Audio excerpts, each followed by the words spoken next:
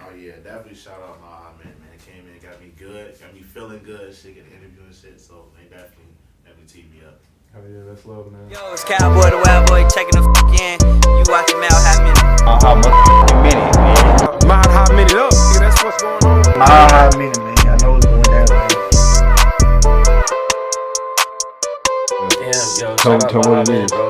Mile High Minute, man. Like I told y'all, man. Tap in.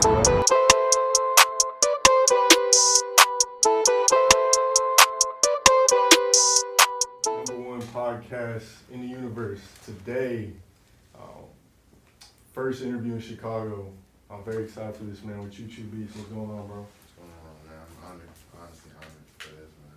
Hell yeah, I appreciate you for tapping in with me off of shout out to Chicago Wave off of his page. Yeah, shout out to them, definitely. They've been putting me in position, low key. They've been working with me. That's hard. That's hard. Definitely. Hell yeah. But let's get into it, man. We're in Chicago with it. Originally from Chicago. Yeah, that. You know, What part? Southside Chicago. Okay. And did you live anywhere else, or have you kind of just stayed in Chicago most of your life? Yeah, Chicago most of my life. We moved around like we moved like about four times. Like we was on the south side, east side, on the west side. I was even in South Bend for when I was super young, but like Indiana for a little bit, but mainly Chicago. So I got to see a lot of this activity on either side of the city. Okay. What's kind of your opinions on the different sides of Chicago? Without sounding biased, Yeah. I think shit. They all pretty smart. They all got their own little things, you know, they do's and don'ts and shit. But as long as you where you supposed to be at, you ain't got nothing to worry about. That's real. When it comes to the music scene, do you feel like most of obviously the South Side is kind of known for, you know, the music. Do you feel like out west and east and like north, are they coming hard too in the music too? I think right now the South got it, and East, you know, East is definitely making noise too. Damn near all sides doing their thing to a certain caliber, but who got the city right now is probably I think South, cause you know Durk and shit. And that's what Oak Block is shit. You know, so they definitely making noise for Chicago, and Polo G putting on for the North. Oh yeah, he's from up north. Mm-hmm. North get treacherous. That's another spot where I'd be like, you know, you sure you want to go up north? 'Cause it'd be, you know, north is cool when you go far north, but you know that little hot zone before you get there, it get kind of hectic. Yeah. It seems like that in a lot of the parts of Chicago, like even out west. Like if you go out west, like suburbs stuff is pretty nice, but it's little part, hot zone. yeah. That's definitely how it is. That's interesting. Okay, so growing up in Chicago, were you playing sports or anything else before you got into music? Or Yeah, I was mainly playing football, but like I did some off-season sports and shit like wrestling and baseball. Okay. Mainly football and wrestling. What position in football? Man, bro, we had a small team, so damn near everything. But mainly like just doing lineman and shit all the way up to linebacker. Oh, okay. Did you play in like high school or anything too, or just? Yeah, high school and college. Yeah. Went to Harlan on 95th. It was small school, real small school. Like, man, I didn't. Harlan, is that a college or high school? It's a high school. Okay. I went to Western Illinois University. Oh, okay. College. Is that like D2 or? It's D1. D1? All right, that's right. My bad. Straight. So, were you into music while playing sports too, or was it kind of a transition from, okay, you know, playing college football? Like, what was kind of the introduction into music and producing and stuff? So music was the only thing that was always really consistent. Like growing up, like before I was producing, I learned how to play the guitar, and I'm really was doing that shit. Oh, that's So dope, yeah. I even tried fucking with the piano. I remember telling my OG when I was a kid, give me some drums or some Yeah, shit. Like yeah. it was gonna be music regardless, but you know I did have a love for football and shit too. But I really started producing in like in high school, like really trying to, you know, see what's to it and shit. Right. And it just kind of took off from there. And football kind of fell by the wayside, you know, only because I started taking music more serious and stuff. Mm-hmm. And then I was in school and I couldn't really do a whole lot of shit with the music because I was away at school and shit. So it really started to take off when I got out of school and came back to Chicago, was able to go and do shit like this. Okay, that's dope. Were you? I mean, what was your opinion on like Chicago as a whole back then when you were playing sports and like that? As in,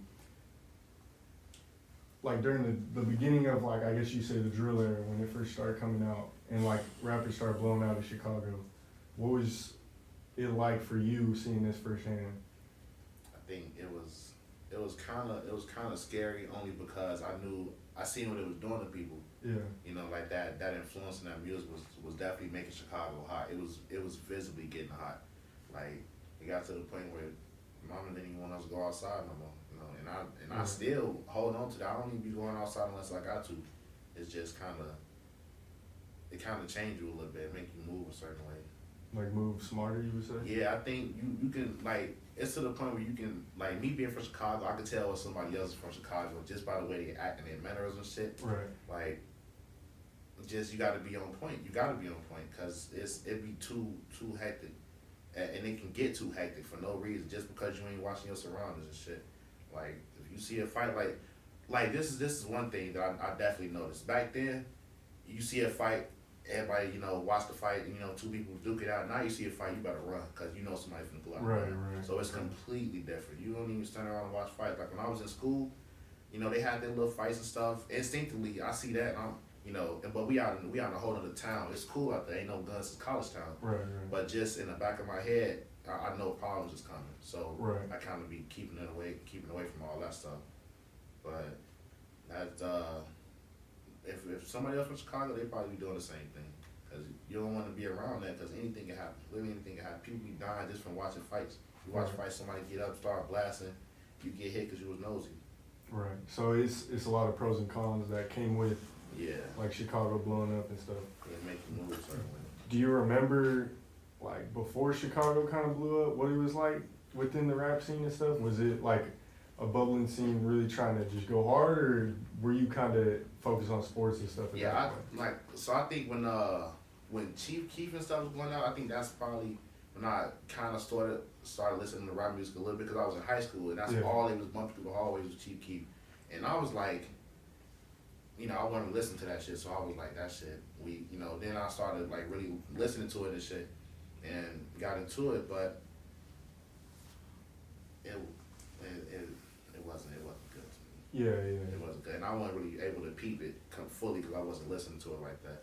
I was listening to rock music and shit. Oh, really? Yeah, that's where the guitar came from. The only Okay, rock yeah, music I I can was see listening to was like Lil Wayne, but even Lil Wayne played the guitar and shit. Yeah, So, I was listening to his Lil rock Wayne, stuff. he had some like kind of like rock vibes to him with the skating and shit like that. I was with the whole wave. That was the whole wave of my life for one point. Hell yeah. Okay, so who was the first artist you ever produced for? Or were you like rapping or anything before the producing? Nah.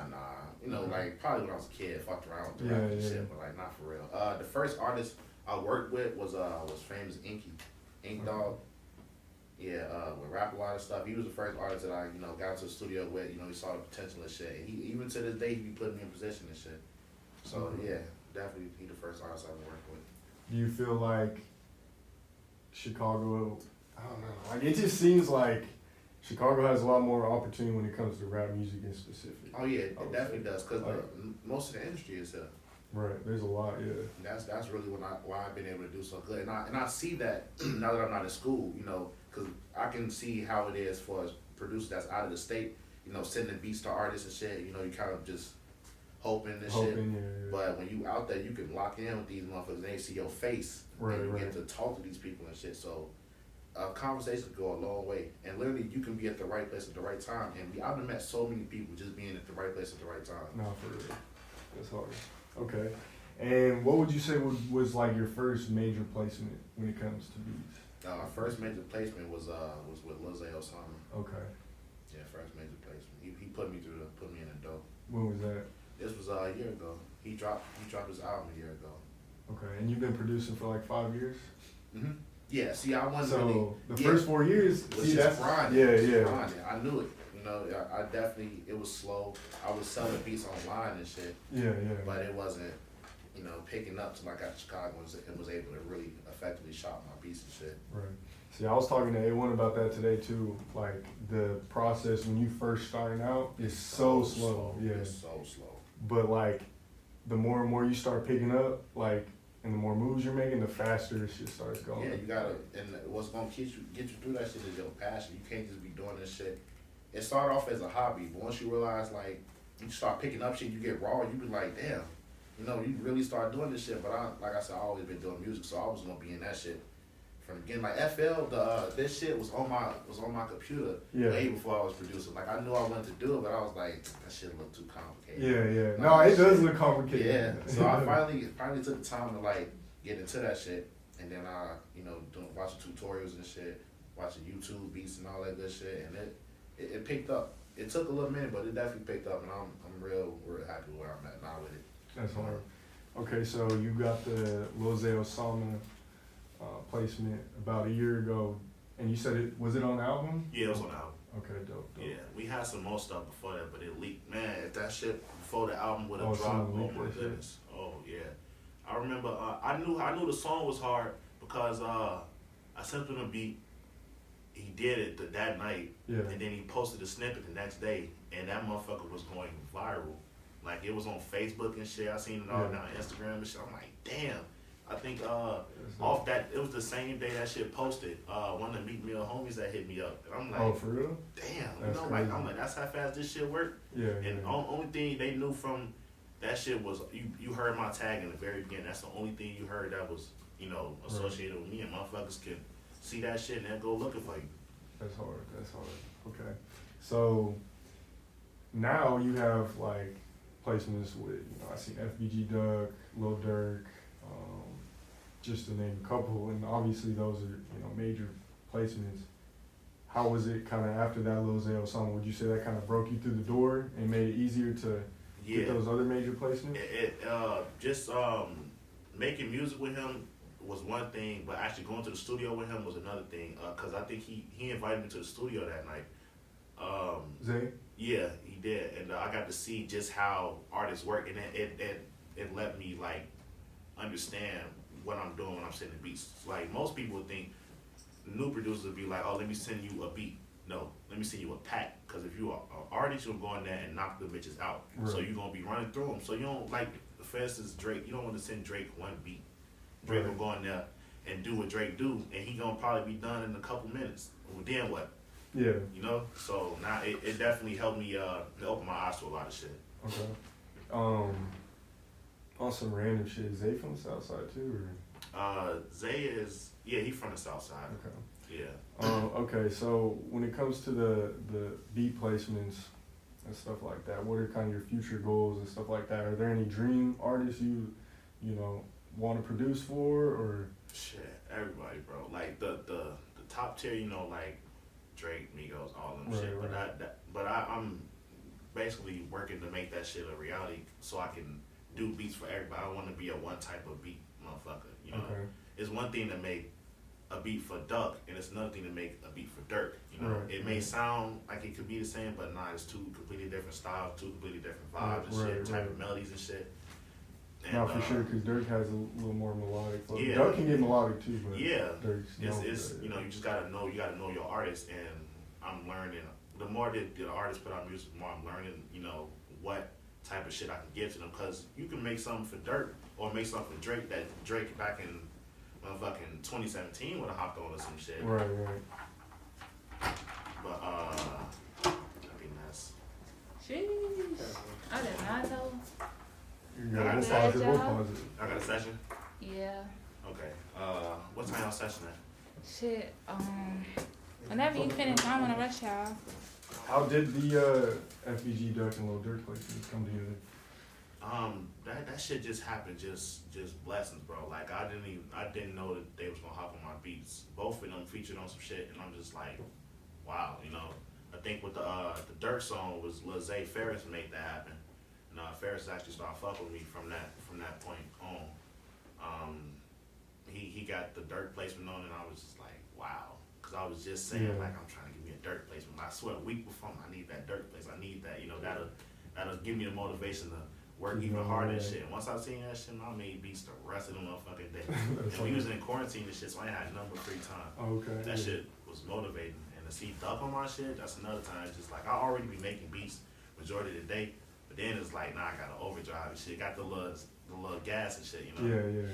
But yeah, it was that shit just happened, just happened, you know. Okay, I'm gonna ask you a tough question. Who's the bigger artist, Chief Keef or Lil Durk? The bigger artist right now, Durk. Yeah, yeah. Right now, Durk. Facts. Keef definitely put on, but Durk definitely doing this shit right now. Facts. Okay.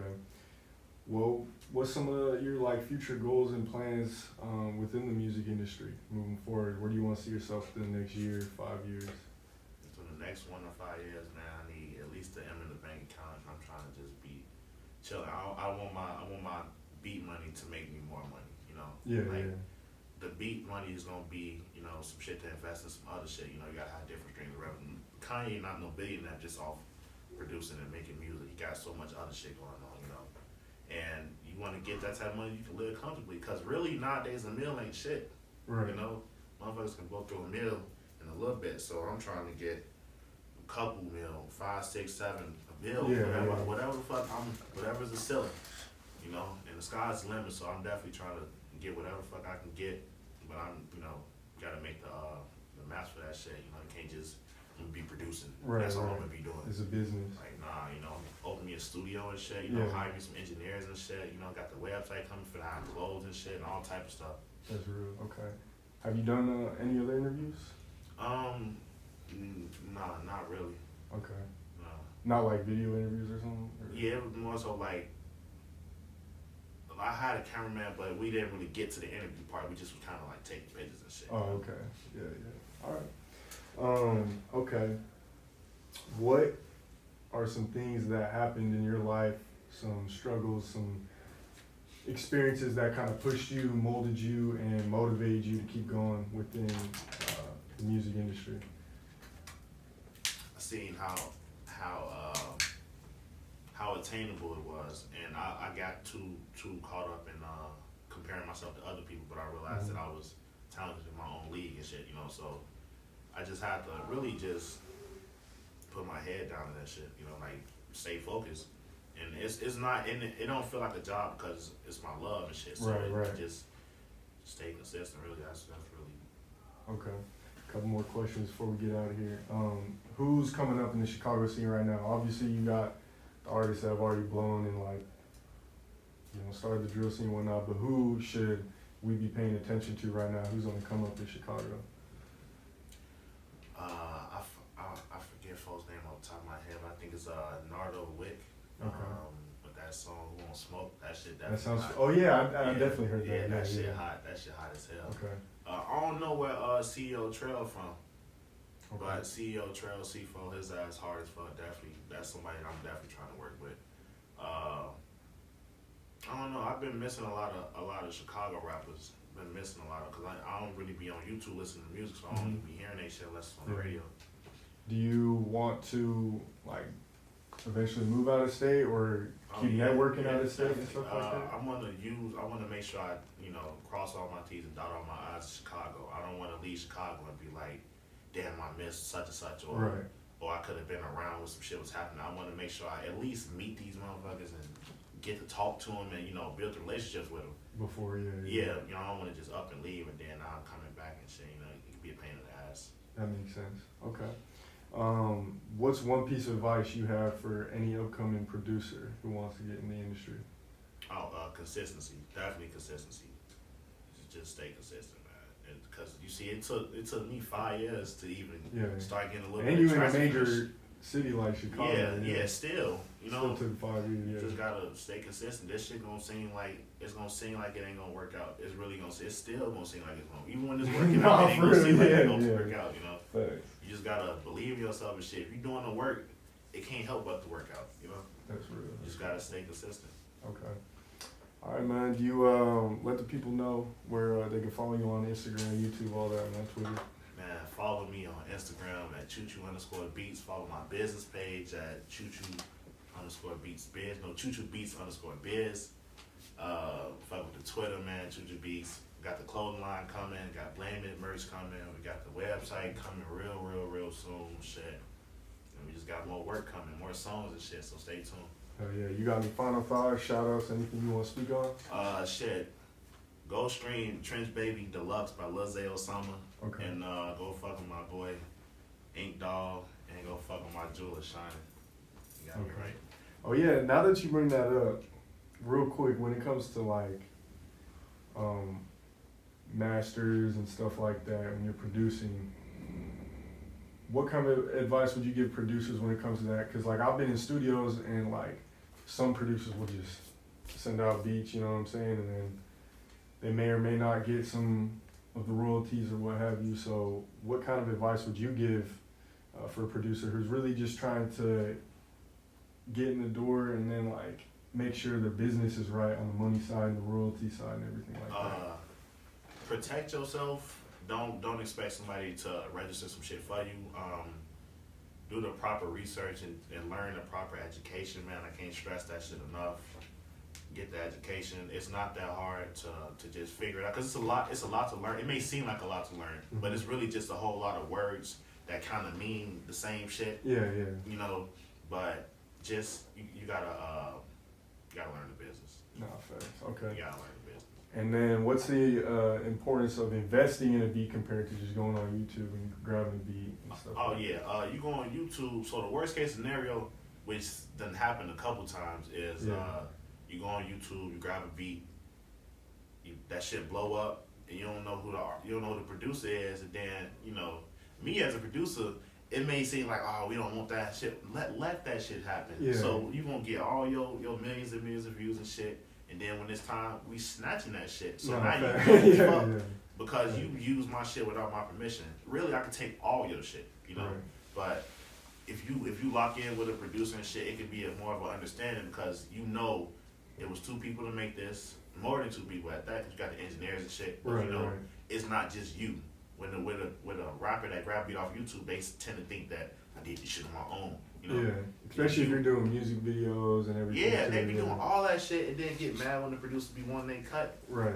But if you lock in with the producer, with the artist and shit, you can make potentially better music because you got an input. So you can why not talk to the dude that made the beat, so he can tell you his image for the beat, Right. Or on this part you should do something like this or some shit. You ain't gonna get that from YouTube. The only thing you gonna get is a motherfucking email saying, give me my shit. Yeah. So. That makes sense. Well, yeah, man, I appreciate you for, linking up with us and doing this interview. Like I said, it's my first interview out here, so I'm excited. Make sure y'all go follow Choo Choo Beats on everything, Instagram, Twitter, YouTube, all that. Links will be in the description. Make sure y'all hit that like button, comment down below who you want to see next on the Mile High Minute, hit that subscribe button, and hit that bell button to stay notified when all the latest news drops. Yeah, man. Can I get a shout out from Mile High Minute one time? Oh yeah, definitely shout out Mile High Minute, man. Came in, got me good, got me feeling good, shit, get an interview and shit. So they definitely teed me up. Hell yeah, that's love, man.